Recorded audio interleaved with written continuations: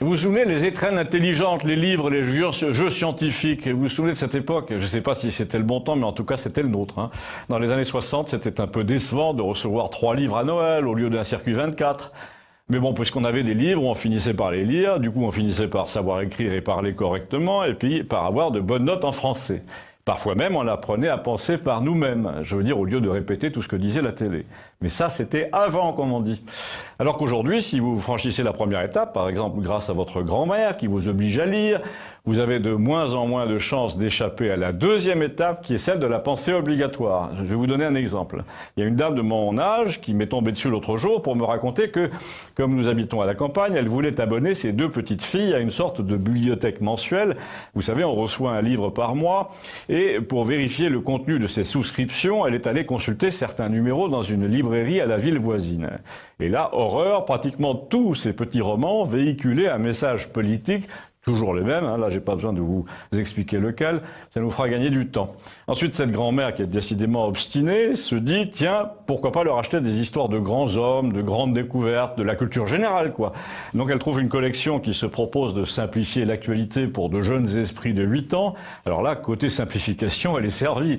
Elle tombe sur une revue qui montre Hillary Clinton et Donald Trump en double page, avec au milieu un carré de texte qui dit à peu près que Trump est un salaud. Bon, ensuite, ma grand-mère, pas découragée, se dit tant pis. D'habitude, je ne suis pas très partisane des messages chrétiens cousus de fil blanc, mais là, au moins, je suis sûr que les enfants ne seront pas manipulés. Abandonnons mes petites filles aux fictions de chez Bayard Presse.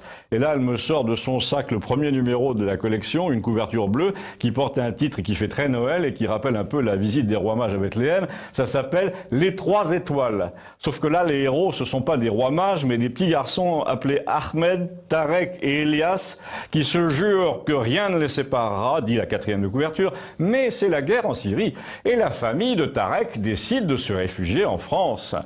Vous observerez au passage que la famille de Tarek, elle se demande pas qui voudra bien l'accueillir, quel pays dans le monde, elle décide de se réfugier où? En France.